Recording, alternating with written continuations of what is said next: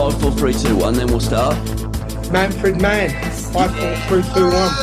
Yeah. And then the old harmonica. The old Paul Jones. What a way to start. Welcome all to There's Only One Terry Curran. This is the third in our series. Today we are joined by the maverick, the wonderful, the legend. That is Barry Silkman, player and agent and a raconteur. Silker, you're everything and more. You're a legend, mate. We love you. How are you? Thanks, Gabs. I'm good, mate. How are you? And TC, all good, I hope. Brilliant. And it's an honour to have Baz on our podcast, Gabby. It's fantastic. Always looking at his career because we played at the same time. And it's fascinating how we had similar tastes in things.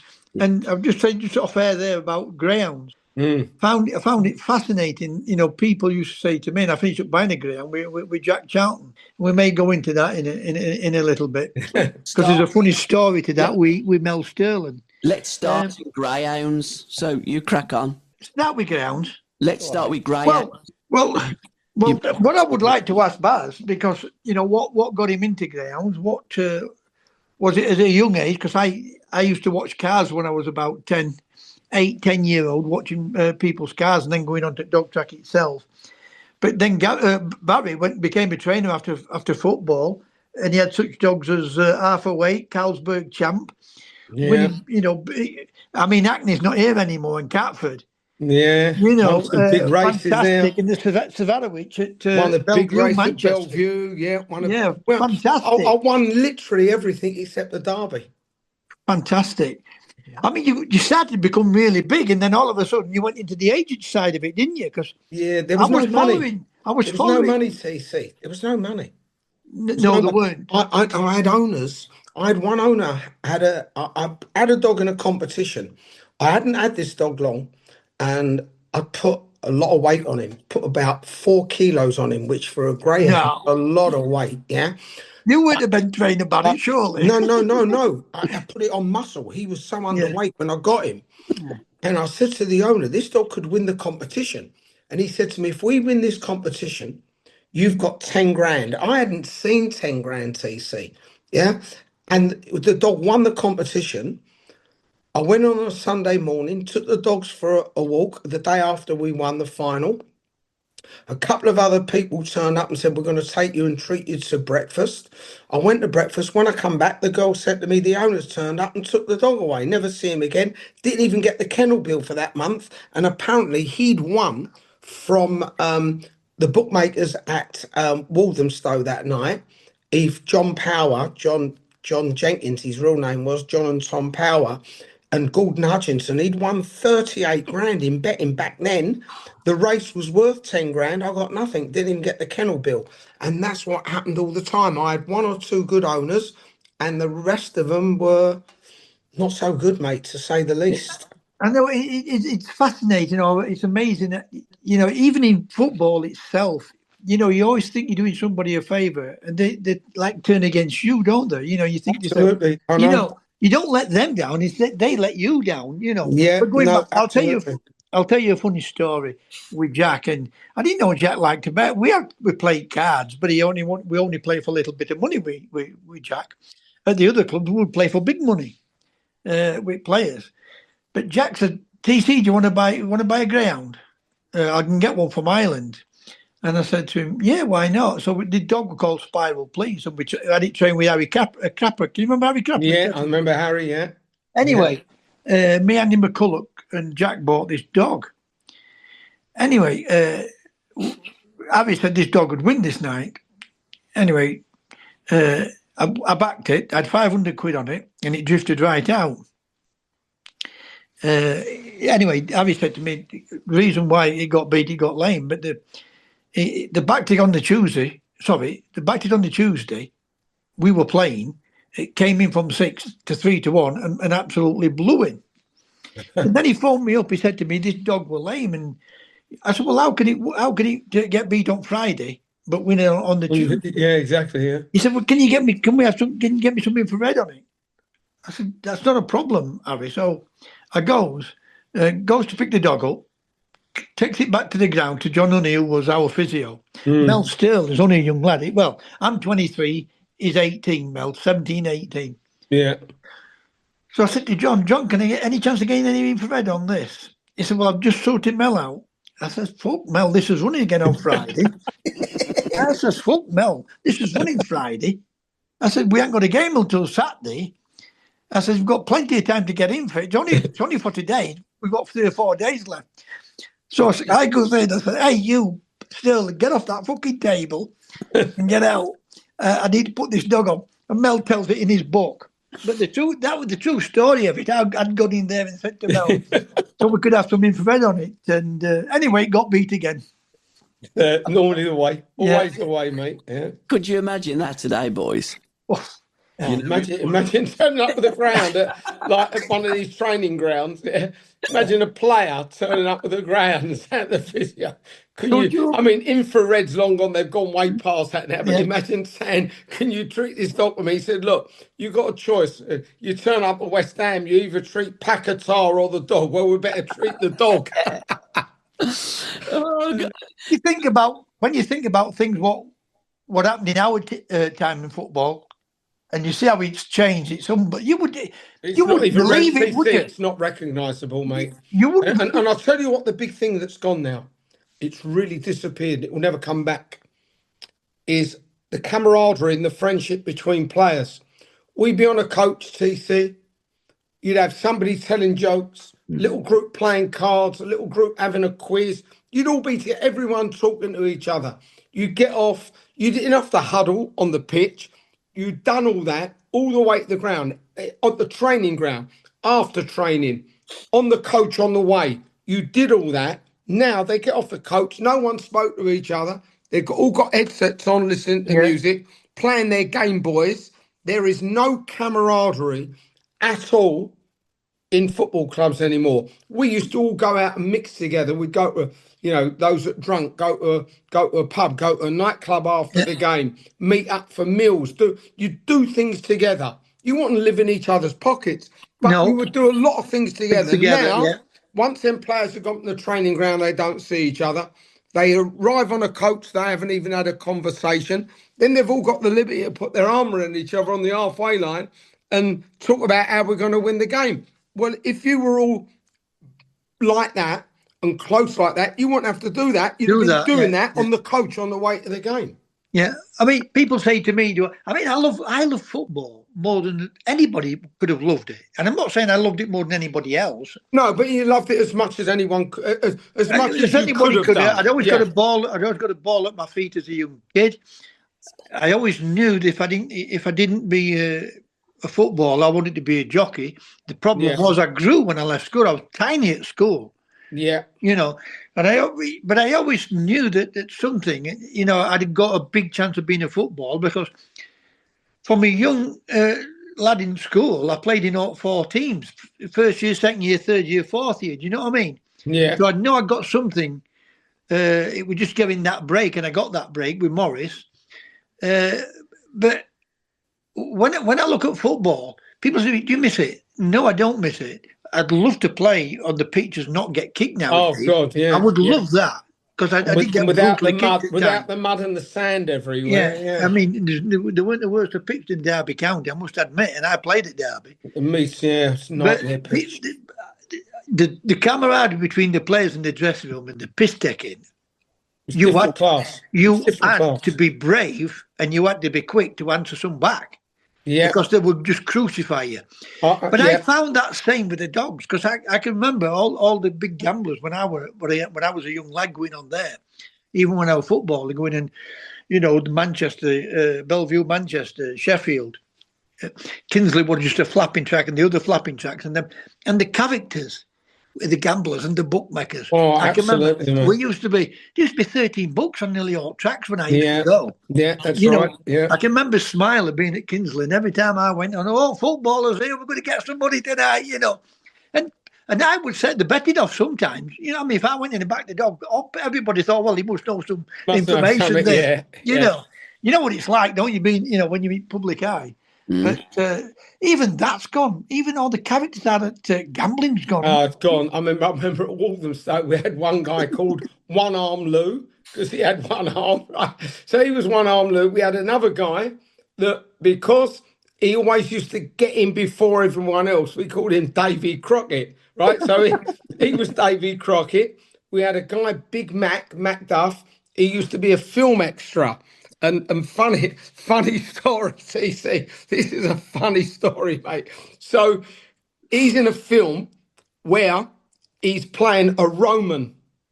So he's got all the Roman gear on, Yeah. and he's at the back. And they're talking to, Yul Brynner, whoever it was at the front. And he's one of the Romans at the back with the guards.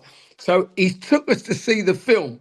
And he's telling us what we've got to watch out for, because he had a tip for a dog in the second race at Walthamstow that night, yeah? And what he's done, of course, in the Roman days, there's no watches. No one had a watch or watched it and exist. But what he's done, he knows he's got to get away from the film, and he's looked at his watch like that. Now, it's still in the film because no one has noticed that he's done it. And we've all gone there. There's about 12 of us, and he's gone, it's coming up, it's coming up, it's coming up. And he's there with his thing like that, and he's changed his hand to hold the Shield. the sword or whatever, and across his shield, and he's gone, and we've all pissed ourselves. And I mean, things like that, them characters, they're not here today. No. Even the footballers. I remember playing at Man City, and we're playing, I think it was Leicester, Frank Worthington. No, big Frank, what a character. And we're winning 4-0. And I'm on the halfway line. Next thing I know, my shorts and my slip those to wear, he's come from behind me, pulled them down, and they've got stuck in my studs. And I've hit the panic button, and all round the crowd I can hear them chanting, Silkman's got a small one, Silkman. And the referee's pissing himself, the players are pissing themselves, and I'm on the floor trying to get my shorts up. Couldn't happen today, TC. He'd get a red card. He'd get a red card. He'd be gone. I went to Sweden at 79 when I was up at Sheffield Wednesday, just for a 6-week period. I think it was to get Jack a bit of money and give me a little bit of extra money. And Frank, I played for a team called Otavida Bay, and Frank played with a team called No Shopping. Yeah, I know No Shopping, yeah. We used to say no shopping. Yeah. Anyway, I met Frank. We were staying in the same hotel. We were playing in this city, but they were playing a bit further up. Yeah. And they stayed, and then they were not flying up, but driving by coach for an hour. Then, up to the stadium where they were playing at. Anyway, for the character Frank was back then, it was brilliant, mate. So I finished up. I mean, I spent 3 days with Frank. It was unbelievable. Oh, it was brilliant. The things we did together. Listen. Can we talk we will get today. We will get today. Stan Bowles was very similar. Yeah. All them people, unbelievable. Rodney Marsh before that, unbelievable characters. Football's now characterless. Yeah. And there is, for the want of a better word, just not even characters. There is no personalities in the game. I think that it's just gone.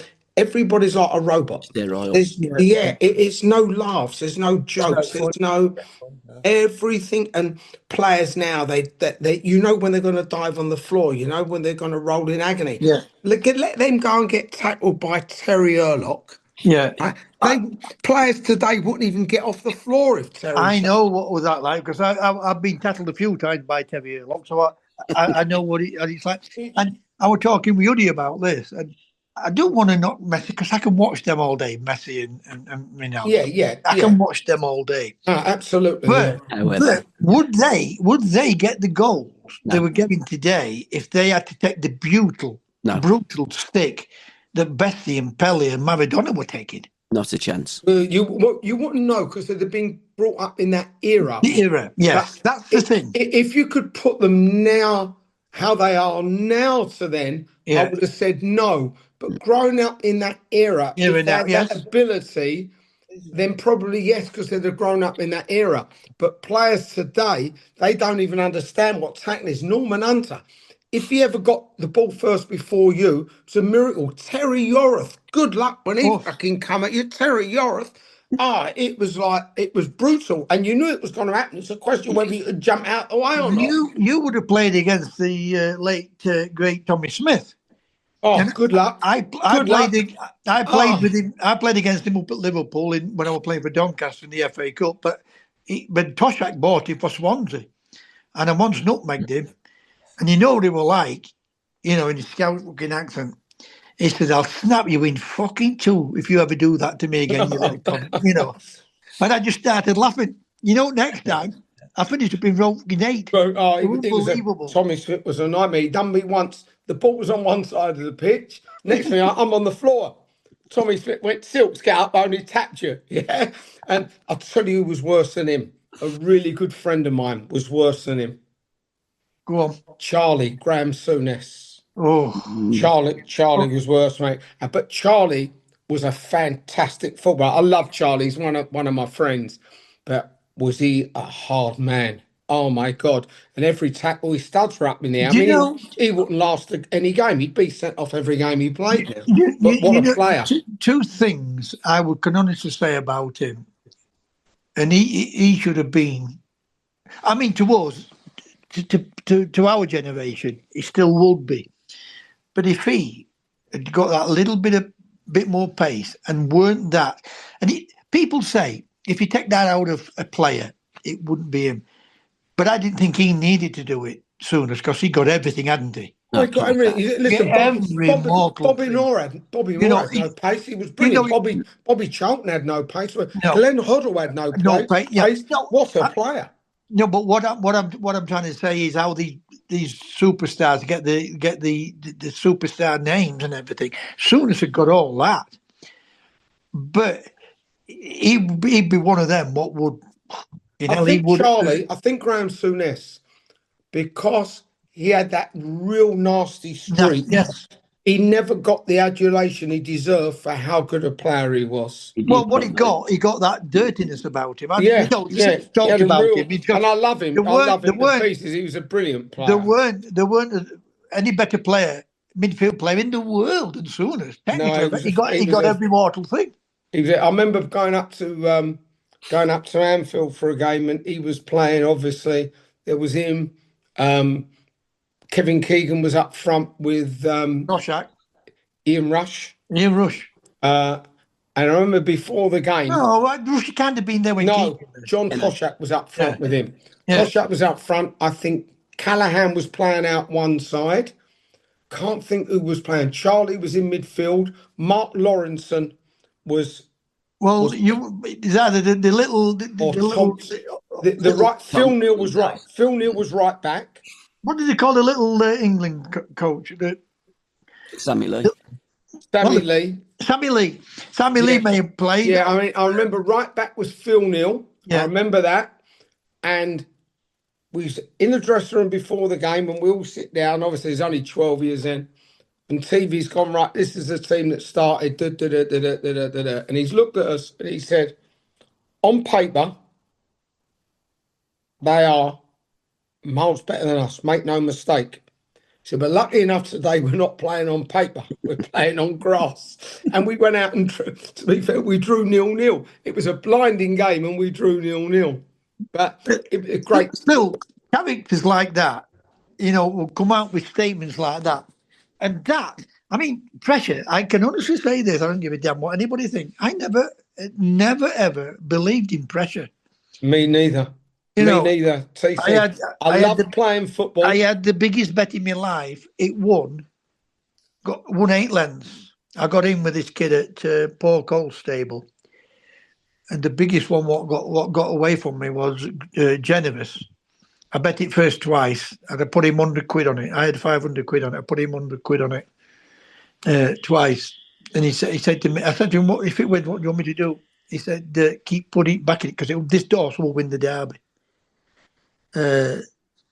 it lost its first 2 races, and then it never lost another race from then on. That's how out of And I form you were. lent my mate's car, to go down at Epsom. They were standing at Bucky's in the middle of on the ground, on the Lester track, Piggett's first race back in Derby. So they got to Chesterfield. Obviously, I'm living over the other side of Barnsley back then. Came a Bobby car. They got to Chesterfield. Come back and they said, "Oh, we're not going." How do you mean you're not going? So they knocked me up fucking twice. Knocked me up at 3 o'clock, right? Come back at 4 o'clock.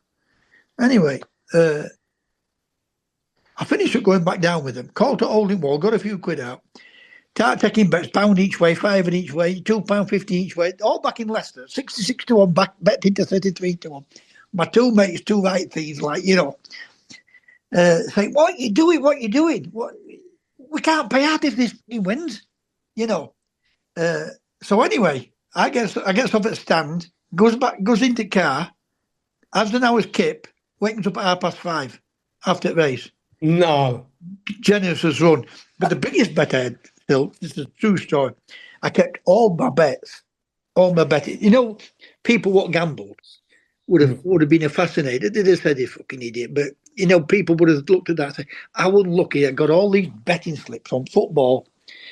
Back in football in our days, but I never backed I never backed against his own team. I backed my own team. Yeah. And I never had a bet in football. The only time I ever got mad with losing anything was my mate come from me. I said, "Oh, we're not going at Dogs. We're going to Italy. We're going to have an Italian meal." Picked up £5,000 here. Just when he used to be finished at 20 to 5, right? Swansea playing West Brom. West Brom are 2-0 up. So I says to my mate Wayne, and he's liable to be listening to this, Wayne, says to my mate, I said, "I'm just going to get a bath." I said, "Put kettle up, make us a cup of tea. And we're not going to Dogs, we're going to Italian, we'll have Italian tonight." Comes into the bathroom, he saw it's 2-1. I guess out of fucking bath, it's 2-2. They faced the sub on. There's only 10 minutes to go. Right? And Swansea beat West Brom 3-2. I got all these betting slips. And that's the only time never bothers me losing. Never ever bothered me losing one little bit. And I'll never forget this. I used to bet with Willie Mills. And I got into this wooden shop in Featherstone, not far where I live. People always ask me, why would it 33,000? I drew everything out at a bank, every penny I got in the bank, and I drew £33,000. Went in there, and I could get any bet on back then, anywhere, because the big gamblers, when they went into the betting shop, I was messing about with one of the birds in there, right? And she used to say to me, when the big gamblers come in, there's a button, and it goes straight through to the main officers, right? And you could get the bets on it. You weren't a problem. Anyway, they also called Magic Ring, Magic Circle. Paul Cole trained it. Alan Munro rode it. Right? Alan Munro. It won at 4 to 6. It won at Newmarket. The slightest of touches you will ever see in your life, it won 8 lengths. I'll never forget the girl behind counter. But nowadays, it's first past post and... Yeah, you get first past the post, yeah. Yeah, and back then, it was just racing rules. Yeah. This won 8 lengths and got disqualified. She fainted. She fell off a chair and fainted. No. Yes, that's the truth. I'm going to put all that. We're going to go into my book. And I ripped all the betting slips up, But people say to me, I've never wanted to kick a cat, because I never had any cats, but I'd never wanted to do it to a woman, It just did not bother me. Anything. Yeah. Just same, so way back. I it's a prime example. When I was at Everton, I remember Andy Gray saying, we're travelling down to Old Trafford, playing Man United. What is the year we won that league, or year before that, it may have been. We drew 1 apiece at Old Trafford. And I remember Andy saying, if we get a draw today, it'll be a good result. And I get it. I really get it. Because I always believe, let's win. Yeah. You can't always win, Baz, you know that. Exactly. But that's how I felt. I felt as though we could beat anybody, and I said, get a result. We're going out to beat them. But that's how I was. I would watch it racing and walk in at 2:45. Yeah. Another prime example, I remember playing at Hull for Huddersfield. You can remember Pebbles winning Guinness? Yes, very well, yeah. Right. Anyway, I backed this horse, Pebbles, and Mick Buxton, who was manager of Huddersfield. Yeah. Right? My mates, my Huddersfield mates, right? I used to get them tickets. And I'm sat on board. There was no televisions back then in them days, like it is. There were televisions, but not like but not like it is now, yeah. On buses and everything. Anyway, we just commentary on radio. So they're coming past and knocks on window. What are you doing? I said, I'm listening to this race. So Fat Man, Tony Kelly, and he says to me, can I come and listen to the race? I said, not a problem. Come on. Anyway, 5 minutes before, not 5 minutes before off, they're 5 minutes late. So it's like now 20-3 when race is on. I was never one for going on to pitch, especially I would never be on pitch at my players' lounge watching racing or whatever. Back then. So on a Saturday afternoon, you won't get it in midweek and what have you. Mickey Buxton comes on. He said, "What time do you think you got?" This was at 2:45. What time do you think we got a game? I said, "Mick, don't worry about it. We'll beat these all." And we beat them 1-0. But when you think about the things we did back then, it's incredible, isn't it? Such incredible. Such the Stanley Bowls there. Boys, you've both recorded Singing the Blues. Silky, you did for QPR. Yeah, with Mickey Most. Yeah, it was so fun. We went in the studio. There was Simon Stainrod, who I was talking to early on today. There was Tony Curry, Glenn Roder. We all went in the studio and Mickey said, right, they all sing it together. So we're all singing. There's about 10 of us. And Mickey's gone, someone's out of tune. He said to one of the lads, you drop out. Then he's got the money out of it. All of a sudden, there was only me left. And he went, well, Silky's the only one singing in tune. He said, so what we'll do, we'll record him and we'll just put his voice on over and over and over. So it sounds like there's about 15 of you. So that's what we did. It was a funny day in St. John's Wood. Mickey Most, God rest his soul. It's amazing what they can do in the studio, isn't it? Now, they can do anything now. When they asked me to make that record, I said, I can't sing. And I finished up making the record. I mean, what I did do, I can remember they wanted me to sing the Wednesday Win United Lose. And back then, back in our day, they were always fighting on heaps at weekends, weren't they? Oh, God, yeah. And I said, no, I'll not do that. But I finished up doing the song. But when you think about it, and again, I didn't get a penny out of it. All other people made all money out of it. Yeah. And I'll tell you what, which is a true story when I think about it. They said to me, we can get this on Top of the Pops, And I said to him, how do you mean get it on Top of the Pops? So this is how we go about it. We're going to get busloads of girls to go down. They would pay for them all to Leicester. That's because they used to buy records then in those shops in Leicester, in Newcastle, Manchester.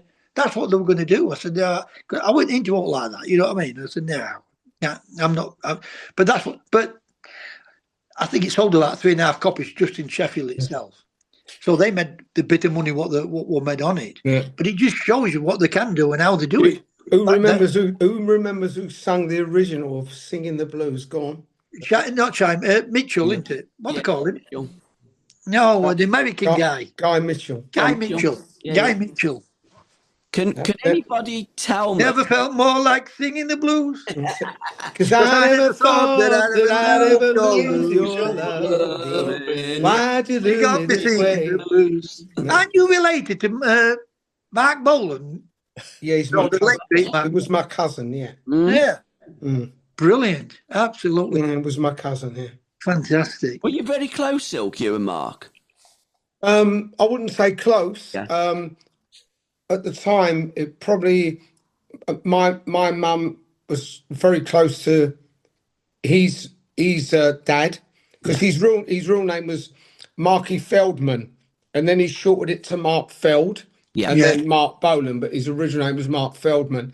He was my mum's. His dad and my mum were first cousins, so he was my second cousin. So he was he was about 4 or 5 years older than me.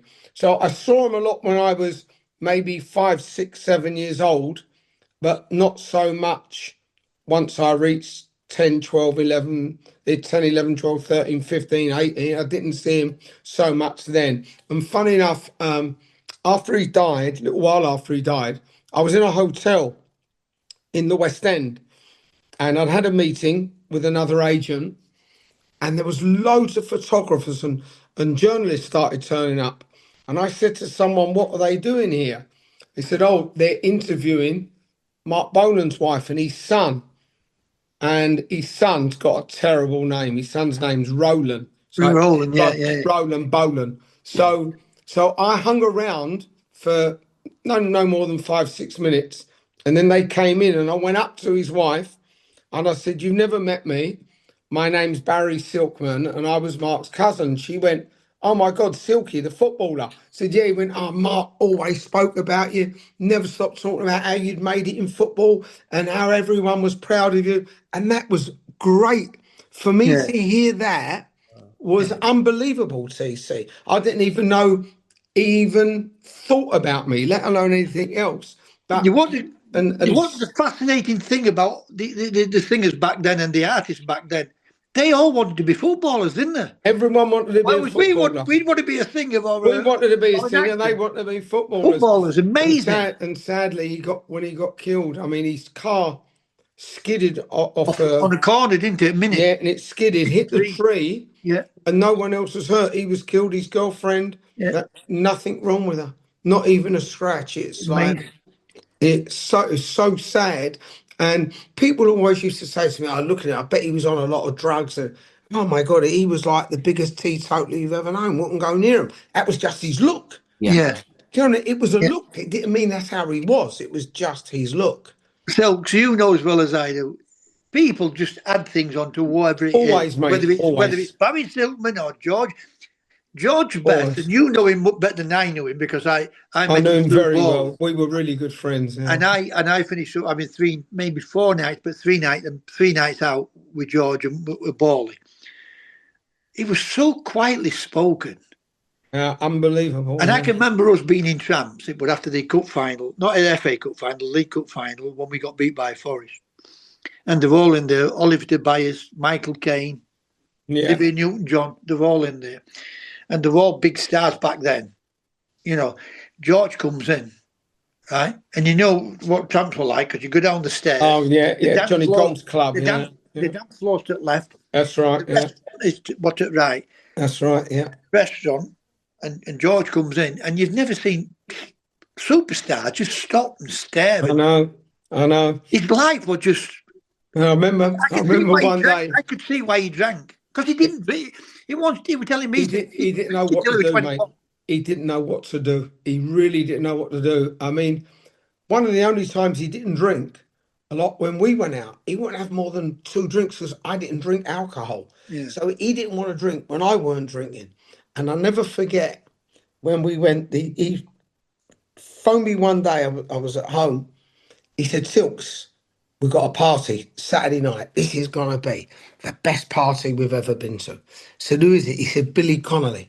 It's his birthday." And Billy was a funny fucker, you know, he was a funny man. So I said, "All right, great." So we go there and there are girls everywhere. We're in a place in Manchester called Sandpipers, which was partly a club, partly a restaurant, partly a hotel. I've been in it. Right. So Billy had got the whole of the bar in the restaurant area. He called everything off for his party. So we're there about an hour and a half, and Billy is sweating like a pig. He's got water dripping off him. He's got this white shirt on. He looks saturated. Now, this was George when he hadn't had a drink.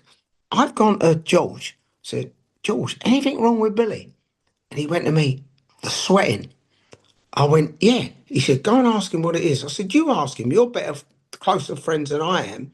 And he said, "I'm too embarrassed." He was actually too embarrassed to ask him because if he didn't have a drink, he wouldn't even go up and have a conversation with anyone. It's really, once he had a drink, he'd open up to everyone. Anybody, When he didn't have a drink, so he went to me, you go and ask him. So we have a photo taken together. The guy takes a load of photos of us by the bar, and George is going to me, because I'm on George's left. Billy's here. George is in the middle. I'm here. And George is at me. Silk, go and ask him. Silk, go and ask him. Silk. I went, all right, I can't hold on. So we come away. I said to him, Billy, I said, you feel all right? He was saturated. He's gone to me, I feel great. I feel great, wee man. That's what he got. I feel great, wee man. I said, you don't look so good. I said, you are absolutely saturated. And he starts taking his jacket off. What's he doing? He took his jacket off. He said, hold this. As I took it, it's gone bang. It's hit the floor. What the fuck? I've picked it up. It had all like it was like a Levi jacket, but it had all these little shiny bits on it. What had happened was he was doing a world tour and he had to lose 2 stone in 3 weeks.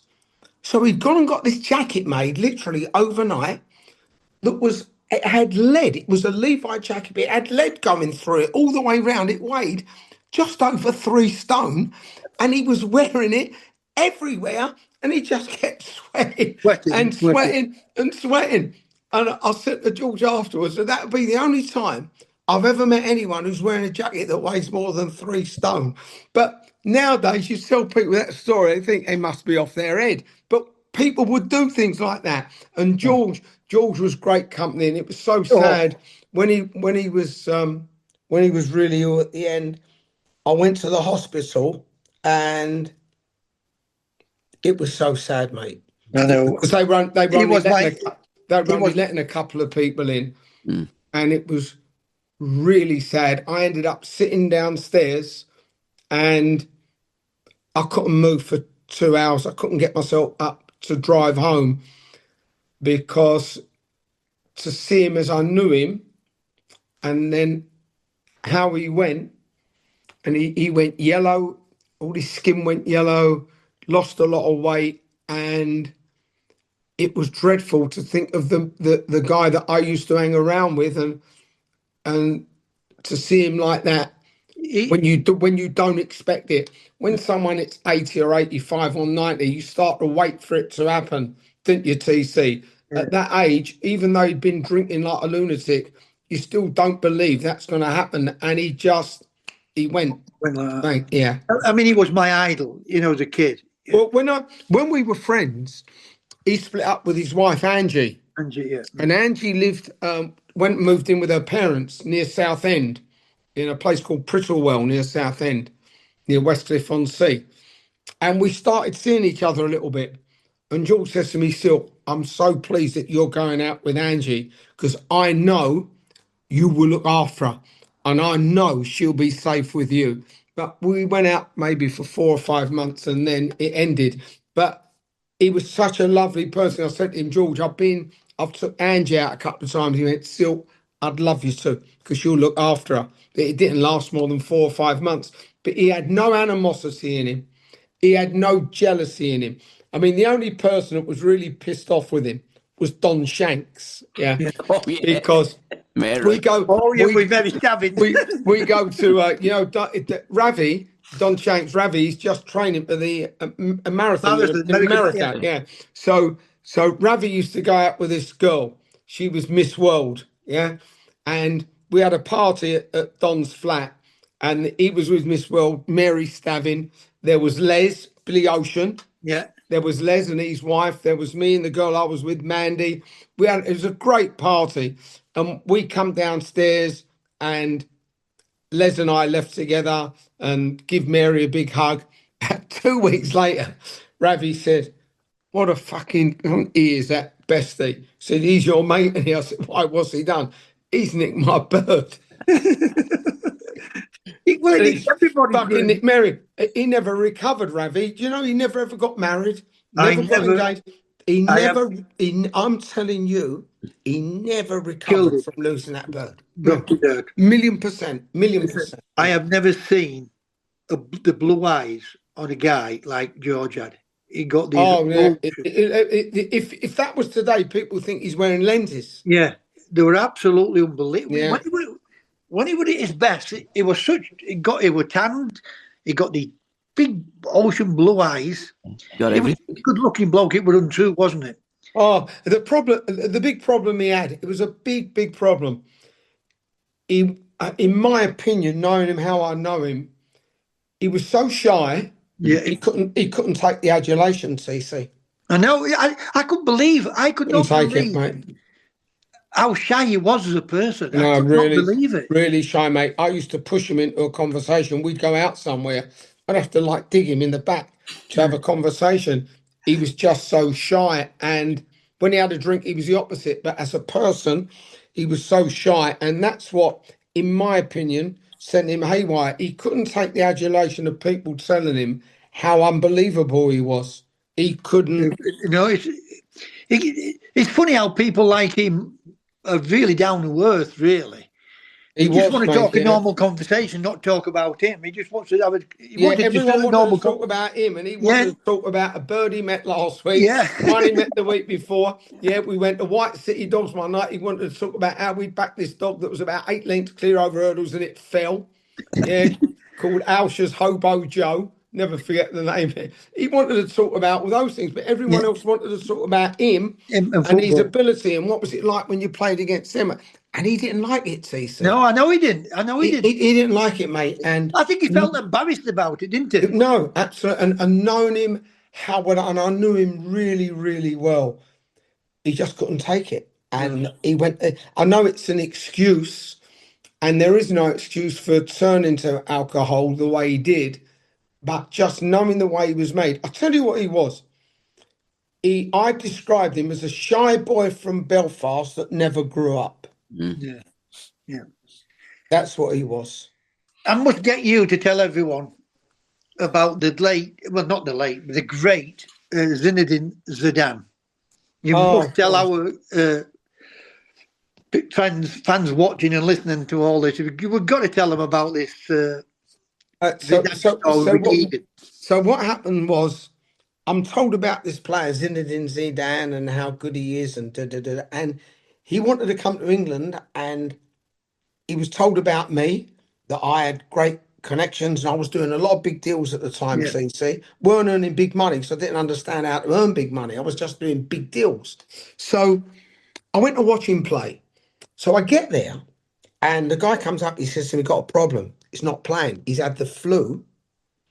And it was a Tuesday night game. He said he's had the flu and he's on the bench. And in them days, there was one player on the bench. Yes, that's right. Yeah. So he was playing for Bordeaux. Yeah. So I'm thinking, I hope this game's shit and I have to bring him on. So I go out there. I'm going, please don't let them score, please. And I'm watching one of the players, and then there's another player catching my eye. Yeah. So half time comes. The comes up to me and he goes to me, he's coming on the second half. Yeah, it comes on after 15 minutes. He looked like he'd come from a different world. Yeah. And I'm sitting there thinking, oh my God, he's unbelievable. By the end of the game, he'd scored, he'd made goals, they'd won 3. And I go down to the dressing room. They come out afterwards, get introduced to him. I also wanted to meet the left back. So I get introduced to him, we shake hands and we go and we have a talk, and he takes me to meet the president of the club. So I go in, I said, like, how much do you want for him? So he said, we want £1.2 million and we give you back 10%. So I said, what happens if I get you more than 1.2 million? He said, we split above that 50-50. Yeah. And at that time, Kevin Keegan and I were really good friends. And we still, so he phoned up, he was on the phone to me about 5-6 months ago. I hadn't spoken to him for years. And he said, he always tells everyone, the best agent in the world, Barry Silkman. He brought me the best players ever. He never let me down. Right. So I'm thinking, right, where do I take this player? This player is so special. The only place I can think of is Newcastle. They had a brilliant team. They were top of the league. And this player, no question, could play in that team. Yeah. So I phoned Kevin up, said to Kevin, this is beginning of January. I said to Kevin, Kev, I've seen a player. He's unbelievable. His name's Zinedine Zidane. He plays for Bordeaux. Now, at the same time, I have a conversation with a left back who signs an agreement with me. So Zinedine Zidane signs an agreement. If he comes to England, I'm his agent. That's it. I'm his agent. 2 years. Yeah. The left back, he comes to into England. I'm his agent. 2 years. At the same time, I'm introducing Zidane to Kevin. David Pleat calls me, and David Pleat's at Sheffield Wednesday. He said, Silky, you know Ben Thatcher, didn't you, at Millwall? I said, yeah. He said, what do you think of him? I said, you're looking for a left back? He said, yeah. So I've got one for you. He said, who? So I tell him. Goes away, comes back. He said, he's a bit small. Never forget this. I always talk to David about this now. Goes, he's a bit small, Silk. I said, what do you want, a footballer or a basketball player? I said, Kenny Sansom was only 5'7". I know. He's the best left back England have ever had. Better than I've Ray played against Wilson. Kenny a few times. Yeah. Unbelievable player, right? So I said, David, trust me, go and buy him. He said, what's the deal? I said, 800 grand. He didn't buy him. Because he thought he was too small. Player's name was Bigzanti Lizarazu. Okay. Yeah. Other than Roberto Carlos, probably the best left back in the world. Yeah. So I go to Kevin. So Kevin said, right, I'm sending someone to watch your player. So I call up Zidane, who only speaks English, but not great. I said to him, I'll bring you to Newcastle. I said, Silky, Newcastle. Yes, that is my place, Newcastle. Yeah. So he's obviously watched them on the telly and the whatever. So Kevin sends someone to watch the game. I will never, ever, ever, ever forget this. In them days, we had the Premier League and then Division 1. It wasn't a championship. Yeah. So that was the Premier League, Division 1, 2 and 3. So let's just pretend for a minute that it is the championship, okay? So he calls me, Kevin, on the Monday morning, 9 o'clock. And I'd just gone out with the dogs, come back, I had 2 German Shepherds, come back. And in them days, fax. There's no emails. Everything was on a fax.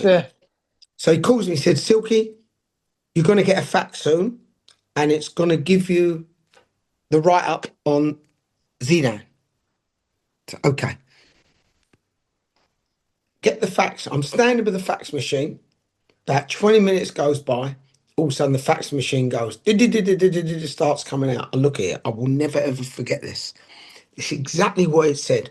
Silky, and by the way, in the championship, first division, let's call it the championship, Wolves were bottom of the championship, okay? Yeah. They were bottom. This is the exact word. Silky has grossly over-exaggerated the player, and at best, he could play for Wolves, but I don't even think he's good enough for them. So I phoned Kevin up in the afternoon and said, Kev, who was that player? He said, it's one of the scouts I trust. I said, do me a favour. Don't trust him. Just sign him. And Kevin said, look, I can't override him, Silk. And he said, I have to tell you, I do. And to be fair to Kevin, he said, I do think you're a better judge. In fact, I think you're a far better judge. But he works for the club. We have to go on his say-so. So what I did, I phoned up a guy called Maurizio Peverali. Right? He was a scout at Juventus. And his brother-in-law, Roberto Bettiga. Yeah, I remember him. He was the head of Juventus. He'd gone from being a player. Yeah. He was now running Juventus, okay? So then I called Zidane up and I said, look, if I get you to Italy, can I still be your agent? No. He said, I have my agent for anywhere.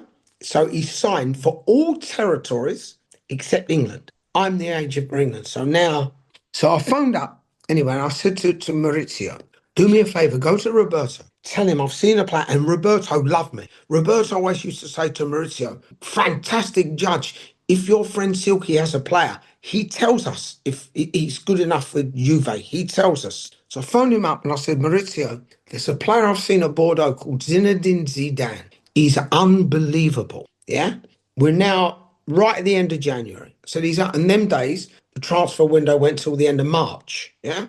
I said, he's unbelievable. So Maurizio comes back to me a few days later. He said, they know the player really well and they were so close to signing him and they're not sure what to do.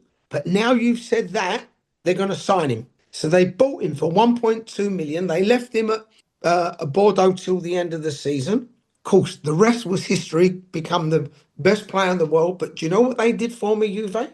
They gave my wife and I 4-week holiday every year for 4 years, anywhere in Italy, and they picked up the hotel bill. Brilliant. Fantastic.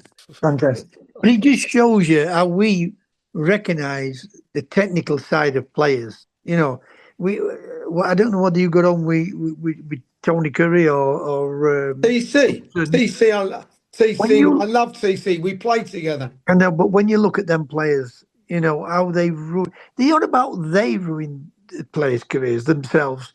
You know as well as I do. If you don't fall in line with what they want you to do. No, let me tell you, I always say, give everyone the same answer. People say, who's the best player you played against? No question, Glenn Hoddle. No question. And I played against some unbelievable players, but he was the best. Who's the best player I played with? And I played with some fantastic players, especially at Manchester City and Crystal Palace. Some fantastic players. Mick Shannon, Asa Hartford, Willie Donaghy, yeah, Peter Barnes, Dave Watson, Tony Booth, some fantastic players, Gary Owen, fantastic players, Kenny Sanson, unbelievable players, but the best one, TC, Tony Curran, best one I ever played with. But because of how he was, never ever he should have had 100 caps for England. Yeah, absolutely. Unbelievable, isn't it? When you look at him, Frank, I mean, the best player I ever played with, and I played with some great players, John Roberts. Robbo, yeah, great player, Robbo. Viv Anderson at Everton, Sheeds, Andy, Reedy. Kevin Sheedy. Yeah. I got Kevin Sheedy in the team. I was at Hereford and I said to the manager, I said, why are you not playing that young player? Well, he said, he's 16, Silk, he's dead. I said, let me tell you, John said it. I said, let me tell you something, John. And he hated it when I called him John. I said, let me tell you something, John. He is the best player in this club. I went, other than me, started laughing and said, I'm telling you now, put him in the team. And he put him in the team, and he was a wonderful player, Kevin Sheedy. Like, he had great balance. What made him even better, left-footed players always stand out a little bit more than right-footed, but he had wonderful balance. He had terrific vision, and he was a wonderful player, Kevin Sheedy. The left-footed players are just unbelievable. I mean, Beckham is the one. What strikes the ball as equal as a left-footed player. All the great left-footed players. I mean, you could say Beckham strikes that ball. Because the left-footed players look different as well, don't they? They look different. Well, what they say is your brain's on your left-hand side and it's going straight down your left-hand side. I agree. You know. I think looking at my life, TC, I think mine must have gone through the middle. But when I look at TC, I'll tell you a funny story about it. I told him the other week, he phoned me up. He said, what are you doing Tuesday night? I'm thinking we're going out. Never thought about the game at Sheffield United. And I've not been back there since I left him. And he said, I want to invite you down at game. And I thought, you are joking. I said, you're being serious. He said, no. I said, are you wanting people to throw stones at me? Started laughing. And then I finished up going down. Who's down there is Matt Letizia and some of the Southampton, because we're playing Southampton. Obviously, I played with Southampton. So it turned out a great night in a sense. And I'll tell you a story of what I tell PC about Big Jack. But Charlie George was the best of all the players I played with. And I played with him. What a good player he was. He played 60 minutes for England. He didn't even look like a footballer. What a good player he was like that. Yeah. His hair was down here. He even had his thighs were only like that. What a player! He would go in ball, and he used to whistle. You know, in training, He'd Yeah. put the backspin on a ball. First time I'd ever seen backspin on a ball. Yeah. He'd like chip it, and he'd start whistling. The ball would come back, and I used to piss myself of laughing. Anyway, and back then, when you played with the big teams, you'd play five-a-side and have the small little goals. wouldn't Yeah. it? Yeah. And he'd be about 35 yards out. He wouldn't even look up. He'd had a glance before, don't get me wrong. He'd had a glance, seen where it was, and then he said crossbar, and he hit the crossbar. I played with them all. John Robertson, Bally, all of them. Charlie was the best. Yes, superb player. Brave, pace, everything, every model thing. And some of the goals he scored were unreal. Yeah, and you know what I loved about him? And I used to love him as well and played against him as well, obviously. He'd hit a ball, hit a shot, where it come in his body. Yeah. He could adjust his body and get his foot up. He wouldn't have to keep touching it to get it down. If it come that high, he'd adjust his body, get off the ground, and either that or paintbrush he was unbelievable. And whatever leg it come to, he'd adjust to shoot. 100%. 100%. He could adjust that body. Unbelievable. Getting your body in line with the ball will always help you with your touch. Yeah. But he could adjust his body to whether it was unbelievable. I used to play against him, and sometimes it's a terrible thing to say, really. Yeah. You play. I remember once I played against him. He had a shot. When it come to him, and I couldn't tackle, but I was closing him down from behind. I thought, right, he has a touch here. As soon as he has that touch, I'm going to nick the ball off him. He had a shot, and it dipped over John Burridge and just dipped over the bar. And I'm on the pitch, and I've gone to him, how the fuck do you shoot there? And he thought I was taking the piss. You taking the piss? I went, no, so I was just about to nick the ball off you. It was 3 foot off the ground, and he didn't even jump. I couldn't figure out, and there was no videos then. And to this day, I often think about that shot. People say, what's the best goal scored against you? And I always say, forget about the best goal.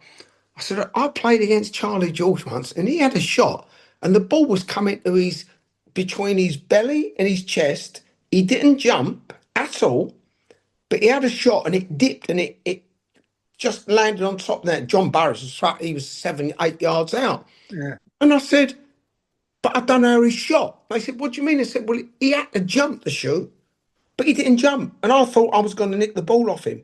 And that's what he was, Charlie. He would shoot. I tell you, he was a little bit like that, but not exactly the same. Harry Kane would shoot. Yeah. When he don't look like he could shoot. Yeah.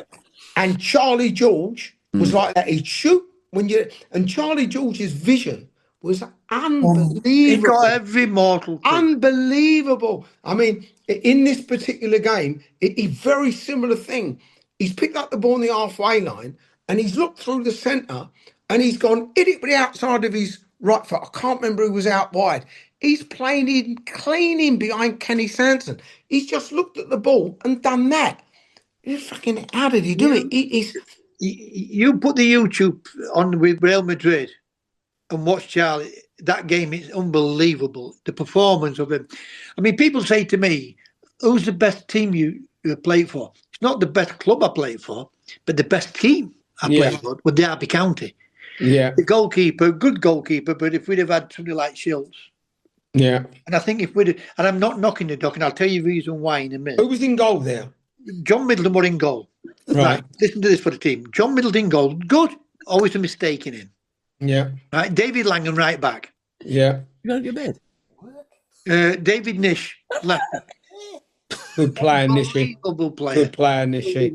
I used to love him. Yeah. He gets injured, and we signed Buckley from Luton, 300 grand. Yeah. McFarland and Todd, midfield. Yeah. Daly, absolutely crackers, Jerry Daly. Yeah. He bet on 2 flies. Good player, though. Oh, great player. Great player. Daly, Masson, and Rioch. Oh, Bruce, yeah. Charlie. Fucking hard boss he was as well. Charlie, me, Jerry Ryan, and then we had Jerry, God. And then we signed Gordon Hill. Right. We played Christmas time Fucking Ipswich. Right, we were up 5 o'clock. I mean, I don't drink now. I've been drinking, you know. I never drank at football. I've drank outside of football, and I've got drunk a few times, but not a lot. But I'll drink socially. We played Ipswich. We were up 5 o'clock. We're playing shoot pontoon. Threw Jerry Daly's gear out. Back then, you could go to dry cleaners in an hour and get your gear cleaned, suits and shirts washed and everything. Back then, right? And that 1978 that was. We were up 5 o'clock. Grouch with a drink, with a flick on tap. They drank about 2 cases of that wine and everything. They were all pissed. Right, we beat Ipswich. We got 2 men sent off at QPR. We played with 9 men. In fact, I got sent. Don Masson got sent off at QPR. But Charlie scored the best goal I have ever seen. Right, at Ipswich, it was unbelievable, and I mean unbelievable. But going back to Tony Curry, I was telling Tony about this. We're on pitch, and obviously, we and him are talking about clubs and what's it been like playing at this club and what's it played like with that manager so and so. So anyway, trainer shouts, "Come on, we've got to go in now." So it goes in. Next time it comes around, when it goes in, he pulls Jeff Johnson and he says to Jeff in front of everybody, he said, "Jeff, I want you when Tony Curry gets the ball and you're near him. If it's the first minute, I want you to put him on a stretcher.